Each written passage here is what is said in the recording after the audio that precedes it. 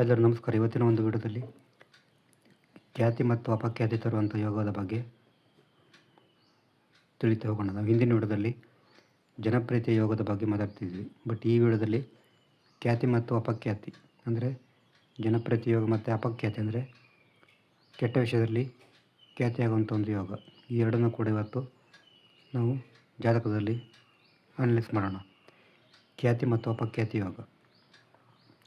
ಸಾಮಾನ್ಯವಾಗಿ ನಿಮಗೆ ಜನಪ್ರಿಯತೆ ಬರಬೇಕಾದ್ರೆ ತುಂಬ ರವಿ ಚೆನ್ನಾಗಿರಬೇಕು. ರವಿ ಜಾತಕದಲ್ಲಿ ಚೆನ್ನಾಗಿರಬೇಕು. ರವಿ ಎಷ್ಟು ಚೆನ್ನಾಗಿರ್ತಾನೋ ಅಷ್ಟು ಒಳ್ಳೆಯದು. ಉದಾಹರಣೆಗೆ ಇಲ್ಲಿ ರವಿ ಏನಾದರೂ ಚೆನ್ನಾಗಿದ್ದರೆ ನಿಮಗೆ ಆಟೋಮೆಟಿಕ್ಕಾಗಿ ಜನಪ್ರಿಯತೆ ಬರ್ತದೆ.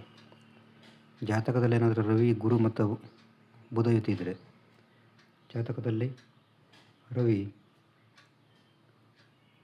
ಬುಧ ಮತ್ತು ಗುರು ಒಟ್ಟಿಗೆ ಇದ್ದರೆ ನಿಮಗೆ ಜನಪ್ರಿಯತೆ ಬರುವಂಥ ಚಾನ್ಸು ಹೆಚ್ಚಿರ್ತದೆ. ಯಾವುದೇ ಒಂದು ವ್ಯವಹಾರದ ಮೂಲಕ ನಿಮಗೆ ಖ್ಯಾತಿ ಸಿಗುತ್ತಂತ ಹೇಳ್ಬೋದು. ಮತ್ತು ಕೂಡಲೇ ಒಂದು ಜನಪ್ರಿಯತೆಯ ಉತ್ತುಂಗಕ್ಕೆ ಏರ್ತಾರೆ ಅವರು, ರವಿ ಬುಧ ಮತ್ತು ಗುರು ಇದ್ದಿದ್ದರೆ. ಮತ್ತು ಸೂರ್ಯ ಏನಾದರೂ ಸ್ಟ್ರಾಂಗ್ ಇದ್ದರೆ, ಜಾತಕದಲ್ಲಿ ಸೂರ್ಯ ಏನಾದರೂ ತುಂಬ ಸ್ಟ್ರಾಂಗ್ ಇದ್ದರೆ ಅಂದರೆ ಮೇಷ ರಾಶಿಯಲ್ಲಿ ಅಥವಾ ಸಿಂಹ ರಾಶಿಯಲ್ಲಿ ತುಂಬ ಸ್ಟ್ರಾಂಗ್ ಇದ್ದರೆ ನಿಮಗೆ ಫ್ಯಾಮಿಲಿಗೆ ಹೆಸರು ತರ್ತೀರಿ. ನೀವು ನಿಮ್ಮ ಕುಟುಂಬಕ್ಕೆ ಹೆಸರು ತರ್ತೀರಿ, ಹೆಸರು ಕೂಡ ಮಾಡ್ತೀರಿ. ಸೂರ್ಯ ತುಂಬ ಸ್ಟ್ರಾಂಗ್ ಇದ್ದರೆ. ನಂತರ ಸೂರ್ಯ 10ನೇ ಮನೆಯಲ್ಲಿದ್ದರೆ, ಉದಾಹರಣೆಗೆ ಇದು ಲಗ್ನ ತಿಳ್ಕೊಳ್ಳಿ,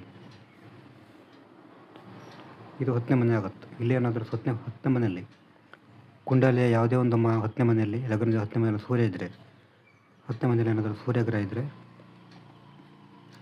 ತುಂಬ ಒಂದು ಜನಪ್ರಿಯತೆ ಪಡೆದಿದ್ದಾರೆ ಅವರು. ಕೆಲಸದ ಮೂಲಕ ಕೂಡ ಜನಪ್ರಿಯತೆ ಪಡೆದಿದ್ದಾರೆ.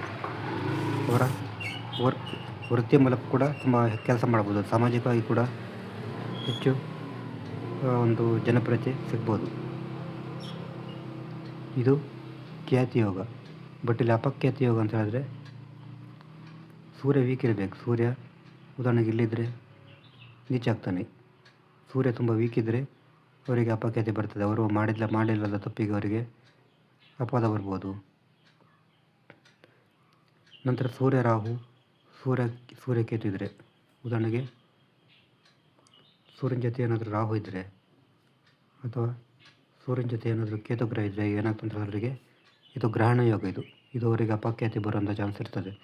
ಸೂರ್ಯನ ಜೊತೆ ರಾಹು ಇರ್ಬೋದು, ಸೂರ್ಯನ ಜೊತೆ ಕೇತು ಇರ್ಬೋದು. ಸೂರ್ಯನ ಜೊತೆ ರಾಹು ಮತ್ತು ಕೇತು ಇದ್ದರೆ ಇವರಿಗೆ ಅಪಖ್ಯಾತಿ ಬರ್ತದೆ, ಅಪವಾದ ಬರ್ತದೆ. ಜನರಿಂದ ಸಾಮಾಜಿಕವಾಗಿ ಅಪವಾದ ಬರ್ತದೆ, ಕೆಟ್ಟ ಹೆಸರು ಬರ್ತದೆ. ಅವರಿಗೆ ಹೆಸರಿರ್ತದೆ ಬಟ್ ಅಪಖ್ಯಾತಿ.